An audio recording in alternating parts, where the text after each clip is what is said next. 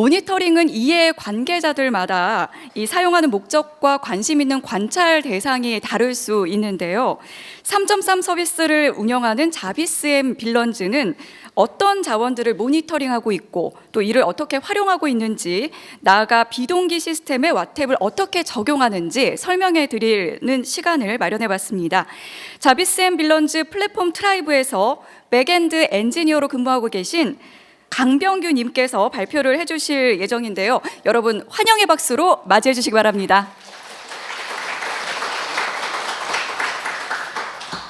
예, 안녕하세요. 저 자비스앤 빌런즈 백엔드 엔지니어 개발자 강병규라고 합니다.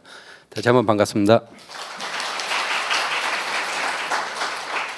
저희 자비스앤 빌런즈에서 그 APM 모니터링 시스템으로 이제 와탭을 선정을 했고요.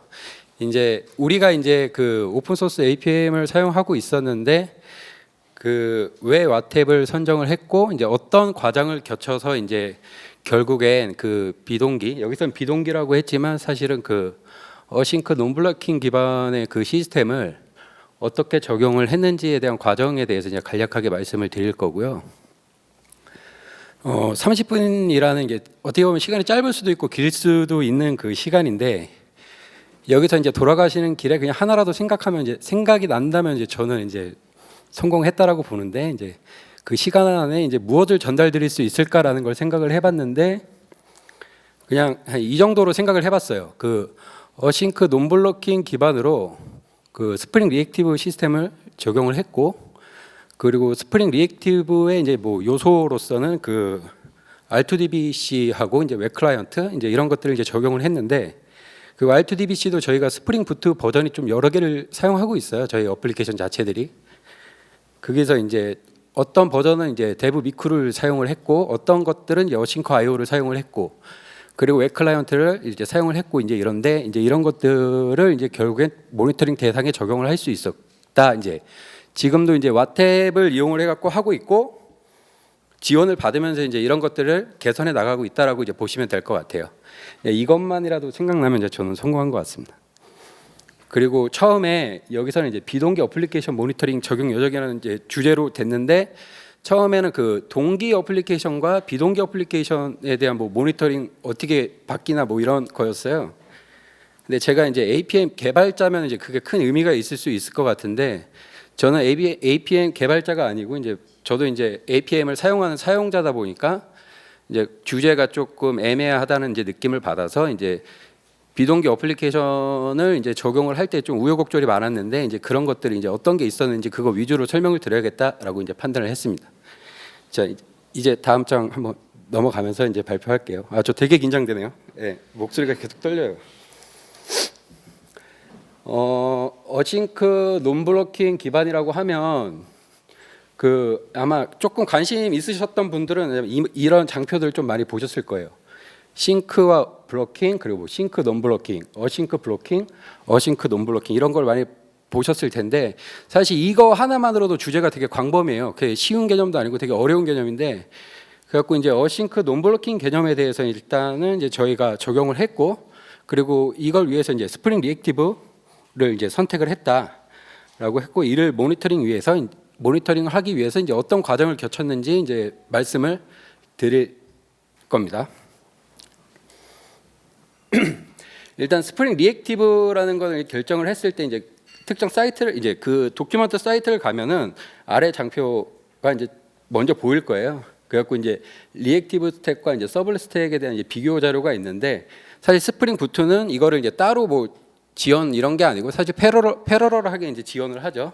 그래갖고 이제 우리가 흔히 이제 스프링 MVC 기반으로 했을 때는 이제 서블 스택으로 이제 개발을 많이 진행을 했을 텐데, 그리고 개발을 진행했을 텐데, 이제 리액티브 스택을 보시면은 이제 왼쪽에 이제 하단에 보시면 모든 단어에 다 리액티브라는 단어가 붙어 있는 거를 보실 수 있을 거예요.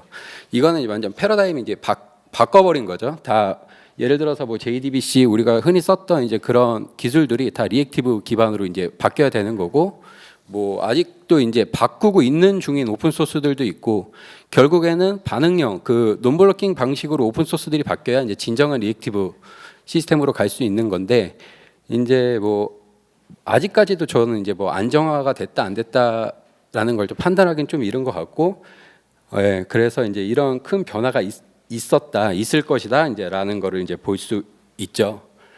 이제 결국에는 이제 이런 식으로 이제 저희도 어플리케이션 적용을 시작을 했고, 이제 리액티브 시스템으로서 이제 스프링 리액티브를 이제 우여곡절 끝에 이제 적용을 하게 됐습니다. 사실 처음에는 이 적용 자체가 되게 쉽진 않았어요. 그래서 이제 기존에 있는 이제 레거시 시스템들이나 이제 복잡한 도메인들이 이제 포함되어 있는 것들은 아예 적용 범위에서 좀 제거를 했고요, 제외를 했고, 이제 새로 이제 구축하는 시스템들인데 주로 이제 외부 연결을 하고, 이제 외부 연결을 하면서 이제 데이터를 이제 제공하는 그 기능, 그런 간단한 기능인 것들부터 이제 시작을 하게 된 거죠.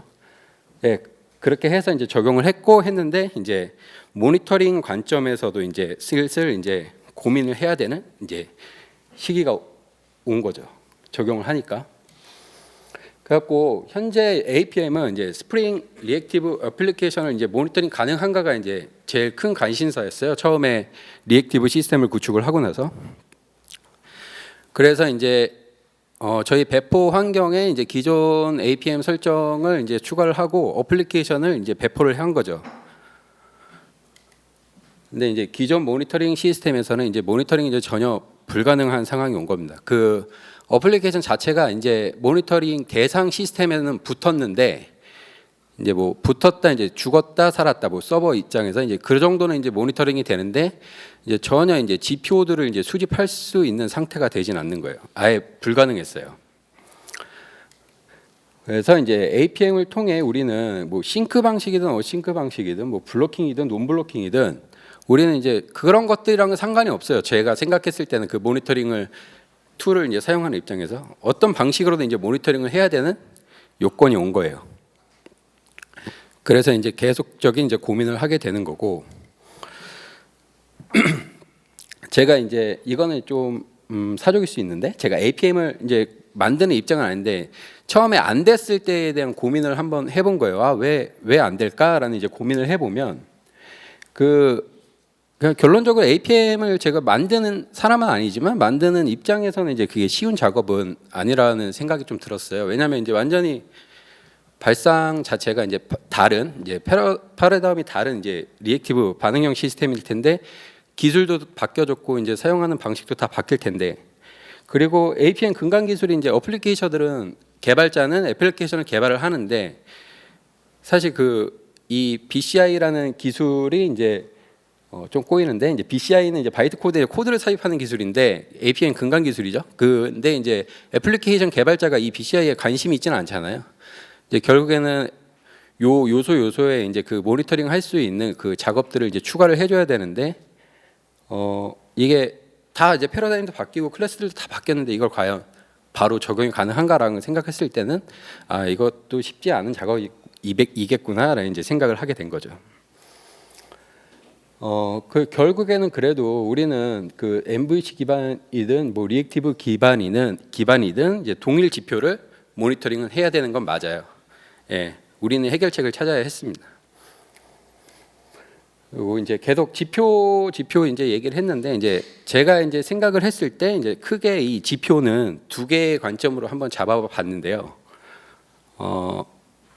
첫 번째는 애플리케이션 모니터링 관점하고 서버 모니터링 관점에 대해서 이제 잡아봤는데, 애플리케이션 관점에서는 이제 성능을 측정할 수 있는 그 TPS 이제 이것도 확인할 수 있어야 되고, 그리고 우리가 이제 톰캣이나 뭐 어떤 와스 설정의 스레드 개수를 이제 지정을 해서 이제 서버를 올릴 텐데, 이 액티브 트랜잭션을 통해서 이제 몇 개의 스레드가 뭐 200개, 300개, 400개가 막 스레드가 오고 있는데 막 그게 이제 해소가 안 된다라는 걸 확인을 할 수 있어야 되고, 이제 그러면 이제 우리가 뭐 톰캣에서 이제 뭐 스레드 개수를 늘린다거나 아니면은 뭐 스케일 아웃을 더 한다거나 이제 이런 작업을 할 수 있도록 그런 액티브 트랜잭션도 제공해 줬으면 좋겠고, 그리고 평균 응답 시간이라는 것도 이게 평균 응답 시간이 점점 느려진다라는 건 이제 성능이 안 좋은 측정 중에 하나이기 때문에 이제 그런 것들도 볼 수 있으면 좋겠고, 그리고 히트맵은 되게 중요하죠. 이제 모든 APM에 있을 텐데 이 트래픽이 몰리거나 이럴 때 이제 여러 점들이 이제 표현이 될 텐데, 많을수록 많은 점이 표현이 될 텐데, 그때 이제 여기서도 이제 응답 시간을 이제 보이니까 그 응답 시간에 대한 것들이 이제 보일 수 있겠고, 그 응답 시간이 높은 것들에 대한 그 상세 히트맵 트랜잭션 같은 것도 볼 수 있으면 좋겠다. 적어도 이 정도는 있어야 된다라고 생각을 했고요. 그리고 이제 서버 모니터링 관점에서는 간단하게 그냥 시스템 CPU나 흰 메모리 정도로 생각을 했는데요. 그 서버 모니터링 이제 시스템 CPU나 흰 메모리 같은 경우는 우리가 사실 모니터링을 할 수 있는 장치는 좀 많아요. 저희는 이제 AWS를 쓰고 있는데 AWS 클라우드 와치에서도 볼 수 있고 이런데 그거는 이제 단편 그 각각의 서비스별로 들어가서 이제 봐야 된다는 그런 불편함이 있었고 뭐 아니면은 스프링 뭐 액추에이터 기능 같은 것들을 잘 사용을 해가지고 수집해서 쓸 수 있는데 결국엔 그래도 APM에서 한눈에 보고 싶다라는 이제 니즈가 있었던 거고 그리고 이 흰 메모리 같은 경우에 보면은 색깔이 여러 개예요. 그 시스템 CPU는 이제 겹쳐서 저거만 보이는데 흰 메모리 같은 경우는 색깔이 여러 개인데 이게 의미하는 게 뭐냐면은 이제 서로 다른 이제 서비스들을 이제 한눈에 이제 통합해서 이제 보여준다라는 걸 볼 수 있겠고 저 개인적으로는 이게 굉장히 컸어요. 그 단일 서비스에 대한 모니터링이 아니라 단일 서비스가 여러 개 인스턴스로 구성돼 있을 텐데 그 정도는 할 수 있는데 그 여러 이제 종류가 다른 서비스들을 이제 한눈에 이제 통합해서 보여줄 수 있는가라는 거를 이제 그 관점에서 이제 한번 저는 중요한 지표라고 생각을 했습니다. 그럼 이제 해당 지표들을 이제 모니터링 하려면 이제 어떻게 해야 되는가라는 거를 생각을 해봤는데 이제 스프링 기반 어플리케이션이라고 하면 이제 모니터링하면 이제 생각나는 것들이 좀 있을 거예요. 여기 계신 분들은 이제 개발자인 분들도 있고 다른 직군이신 분들도 있는데 좀 개발 관점으로 말씀을 드리다 보니까 그 좀 많이 와닿지 않을 수도 있는데 좀 그 부분은 좀 양해 부탁드립니다. 이거 처음에 얘기했어야 되는데 지금 얘기하네요. 스프링 기반 애플리케이션 이제 모니터링 하면 생각나는 건 그 액추에이터 생각나실 거고 그 다음에 마이크로미터, 프로메테우스, 그라파나, 그리고 매트릭스, JMX 더 많죠. 점점 많아요. 그냥 저는 중요하다고 생각하는 걸 몇 개 뽑아봤고요. 이거를 우리가 이제 적용을 안 하고 있는 건 아니에요. 다 적용을 해서 사용하고 있는데 이제 과연 이런 기능들을 잘 조합을 해도 이게 이제 APM에 있는 이제 그런 기능들을 이제 제공할 수 있을까라는 거를 생각을 해봤을 때는 APM 기능은 이제 제공하기가 힘들다. 얘네들은 APM 기능을 대체할 수가 없다라는 이제 판단을 한 거죠. 그리고 이제 저희가 이런 것들도 있지만 이제 와탭이든 뭐든 어떤 APM 툴을 이제 교체하는 시기가 이제 다가왔다라고 이제 생각을 했고 이제 그걸 구축하기 전에 이제 기존 APM의 문제점이 무엇인지 잠깐 말씀을 드리려고 하는데요. 이건 기존 APM의 문제점이 아니라 이제 실제로 우리가 오픈 소스를 이제 사용을 했을 때에 대한 문제점이라고 이제 보시면 될 것 같아요. 이거는 지극히 제 주관적인 관점입니다. 우리가 이제 이렇게 요청이 이제 몰리는 케이스가 있잖아요. 저희 회사 이제 서비스 특성상 이제 특정 월에 몰리는 케이스가 있는데 이제 요새는 이제 지속적으로 계속 트래픽이 몰리고 있긴 한데 그래도 이제 특정 월에 비하면은 이제 조금 낮은 편이긴 한데 그래도 일단 계속 그 월에는 계속 이렇게 트래픽이 엄청나게 몰려요. 그럴 때는 이제 트래픽이 증가를 하게 되면은 이제 트래픽에 맞춰 갖고 이렇게 인스턴스들도 엄청나게 이제 증가를 하게 되죠. 자연스럽게 인스턴스가 증가하면 이제 서버 유지 비용도 이제 증가를 하겠죠. 그리고 이하 이제 비례해서 이제 APM 부하가 이제 가기 시작하는 거죠. 왜냐하면 이제 수집량이 이제 엄청 낮아지는 거잖아요. 그 전체 이제 어플리케이션이 이제 스케일아웃 되면서 이제 모니터링 해야 되는 이제 지표들이 엄청 많아지는 건데. 그래갖고 이제 이 모니터링 시스템에 이제 수집을 하면서 부하가 가고 있고 이 부하가 가는 걸 이제 견디질 못하는 거예요. 기존 APM이 기존 APM이 이제 사실 이거를 소화를 못하는 건 아니죠. 이제 소화를 시키기 위해서 우리가 이제 유지 보수를 해야 되는 거잖아요. 유지보수도 유지보수 비용인데 또 APM을 이제 또 유지하는 비용도 이제 같이 증가를 하는 거죠. 이제 그 서버 뭐 예를 들어서 지표가 수집되는 그 양이 많을수록 뭐 디스크 용량도 증가를 해야겠고 서버도 증설을 해야 되겠고 이제 그런 식으로 이제 계속 비용이 더 증가를 하게 되는 거죠. 여기서 이제 보면 아시겠지만 이제 오픈 소스를 이제 사용한다고 해서 사실 그게 공짜는 아니잖아요. 이런 비용들이 다 포함이 되는 거기 때문에 이제 고민이 이제 자연스럽게 시작이 되는 거고, 이제 이것만 또 볼 수 있는 환경도 아닌 거고요. 그래서 이제 우리는 이제 그리고 결정적으로는 기존 APM이 이제 스프링 리액티브 기반 어플리케이션이 모니터링이 안 되더라. 이제 아까도 이제 초반에 이제 말씀을 드렸었죠.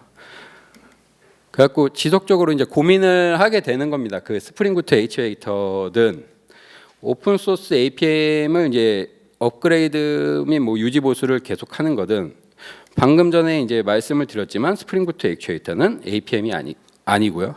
그리고 지금 기존 APM은 또 스프링 부트 3.0 기반 때 스프링 리액티브는 아예 지원이 안 된다라는 걸 제가 봤거든요. 예, 그래가지고 아 이것도 세워라 내워라 이제 기다릴 수는 없잖아요. 그렇다고 빨리 제가 그 오픈소스 진영에 저희 이거 쓰니까 뭐 해주세요라고 하면은 그게서 해주는 거 아니죠. 그래서 사실 답장 받기도 힘들죠. 예, 이제 그런 것들을 이제 다 고려를 해본 거죠.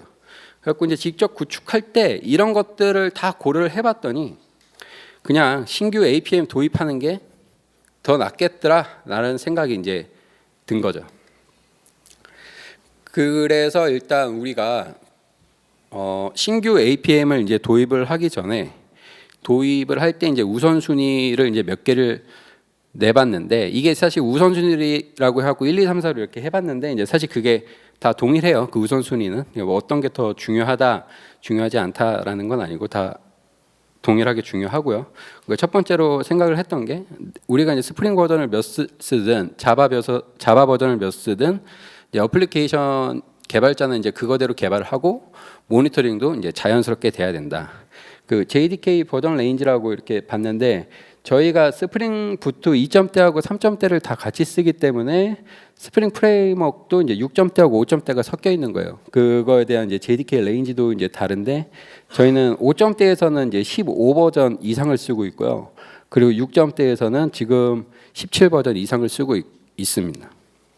그리고 이제 요번에 스프링 부트 3.0으로 가면서 이제 이 버전도 이제 많이 바뀌어가지고 그 기존 그 자바 X 쪽을 썼던 거를 이제 자카르타 네임스페이스로 이제 바뀐 부분도 확인할 수 있고, 이제 애플리케이션 개발자들은 그 바뀐 거에 대한 거를 이제 반응을 하기 위해서 이제 어플리케이션 수정을 하겠죠. 이제 그것과 동시에 우리는 그 APM 자체는 이것도 이제 자연스럽게 모니터링을 해줄 수 있어야 되는 거고요.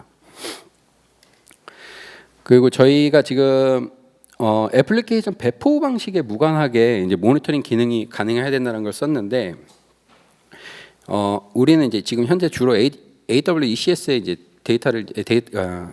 애플리케이션을 배포를 하고 있는데, 이제 EKS 같은 경우도 아예 고려 대상이 아닌 건 아니에요. 이제 이런 것들 이제 고려를 하고 있는데, 이때 이제 배포에 대한 방식에 무관하게 이제 그 APM이 이제 적용이 돼야 모니터링이 가능해야 된다라는 걸 생각을 했고, 그리고 스프링 리액티브 기반 애플리케이션 모니터링이라고 썼는데 여기 보면은 이제 크게 저희가 이제 스프링 부트 기반의 이제 리액티브를 쓰면서 큰 요소로서 하나는 이제 R2DBC하고 그리고 카프카 리액티브하고 그리고 HTTP 클라이언트 기능으로서 이제 뭐 웹 클라이언트를 사용을 하고 있는데, 이런 것들도 이제 자연스럽게 모니터링이 됐으면 좋겠다는 거죠.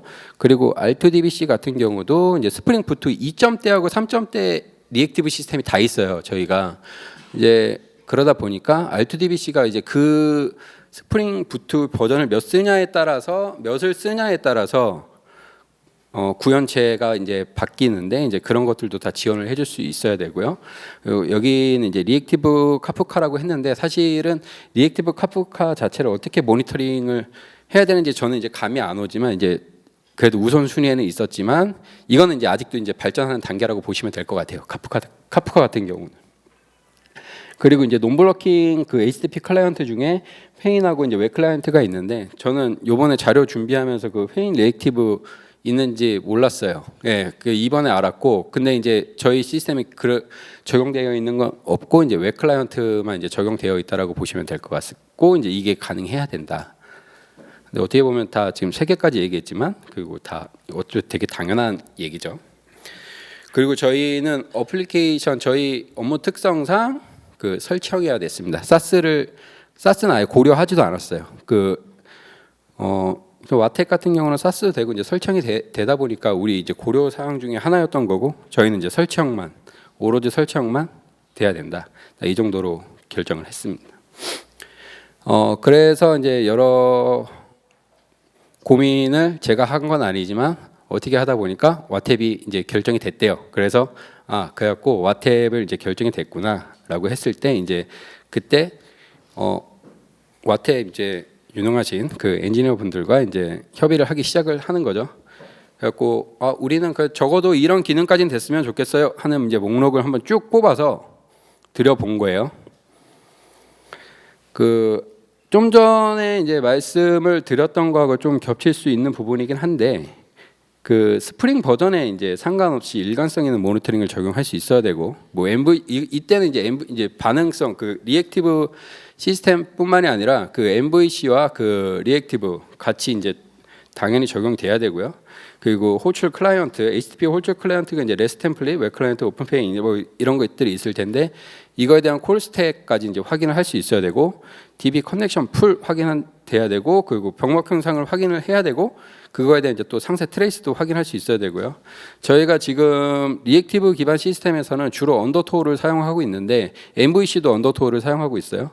그리고 톰캣도 사용하고 있고요. 오히려 저희는 지금 넷디에 대한 사용처는 이제 아직 많이 없지만 그래도 넷디 서버도 고려 대상이고요. 그런 다양한 인베디드 서버를 지원을 해줘야 되고 카프카도 당연히 지원을 해줘야 되겠죠. 일단은 리액티브 카프카까지는 아니더라도 저희가 MVC 환경에서 이제 카프카를 쓸 때 이제 카프카에 대한 리스너를 이렇게 사용하는데 리스너 기준으로 이제 모니터링이 됐으면 좋겠다.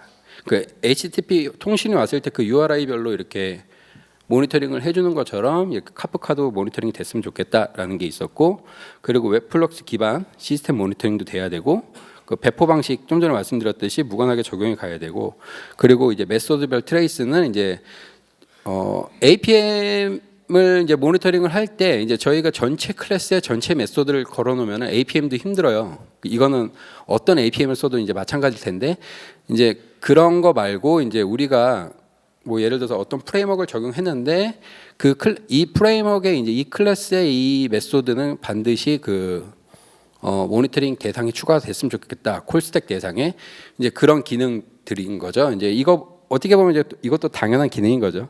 이제 이거 관점으로 이제 우리가 테스트를 했다라고 생각해 주시면 될 것 같아요. 그리고 제일 먼저 한 게 뭐냐면요. 그래도 일단은 되는지 안 되는지 한번 보자라고 해가지고 일단 배포 방안 수립부터 먼저를 하게 됐어요. 저희가 이제 전체 애플리케이션 배포 적용을 위해서 이제 베이스 이미지에 먼저 와탭 에이전트하고 와탭 설정을 기본 와탭 설정을 추가를 해가지고 AWS ECR에 올리고 애플리케이션을 이제 새로 빌드한 ECR을 바라보고 해갖고 배포를 했어요. 그래갖고 AWS에 배포를 한 거죠. 그리고 이제 요 위에서 말씀드렸던 여기 저 애플리케이션 와탭 콤피그는 베이스 이미지에 있는 와탭 콤피그는 이제 공통 설정이고 각 애플리케이션별로도 이제 설정을 할 수 있어야 되잖아요. 뭐라고 해야 될까요? 이제 뭐 내 애플리케이션 네임, 유니크한 네임이나 이런 것들을 알아야 이제 와탭에서도 이제 식별을 할 수 있을 텐데 이제 그런 것들은 이제 애플리케이션별로 이제 이렇게 설정을 했다라고 보시면 될 것 같아요. 이거 그냥 개발하셨던 분들은 알겠지만 마지막에 자바하고 자바 에이전트를 이제 와탭 라이브러리를 지정을 해주고 오네임하고 오카인드하고 오노드 뭐 이 정도까지만 주면은 와탭에서 이제 와탭 UI에서 이제 실제로 이제 식별이 가능하게 됩니다. 이제 그렇게 해서 이제 배포를 했더니 이제 서버에 이제 등록은 되더라고요.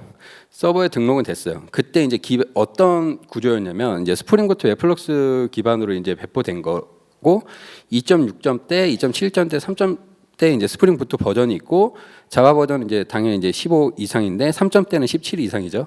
그리고 톰캣 인베디드 서버가 이제 톰캣과 이제 언더토어가 있었는데 먼저 톰캣으로 해가지고 일단 붙었으니까 한번 트레이스가 되는지 볼까 하고 이제 클라이언트에서 웹플럭스 API를 호출해 본 거예요. 근데 처음에 이제 실시간 트랜잭션 자체가 노출이 안 됐어요.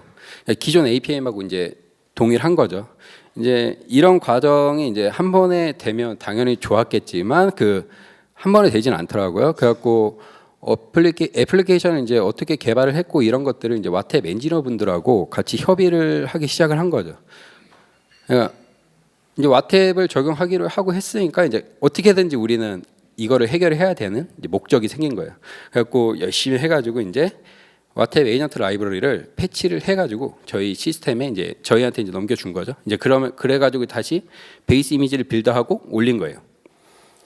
이제 그렇게 했더니 이제 그 웹플럭스 API 이제 실시간 트랜잭션은 되는데 이번에는 언더토우를 넣고 그리고 R2DBC 이제 환경까지 이제 미쿠하고 어싱커 IO까지 딱 넣어서 이제 올려봤더니 R2DBC에 대한 그 SQL 자체가 이제 트레이스가 안 되고 또 언더토우 기반에서 또 안 되는 현상이 또 있었던 거예요. 근데 아무래도 그 톰캣하고 언더토우가 좀 많이 다르긴 하죠.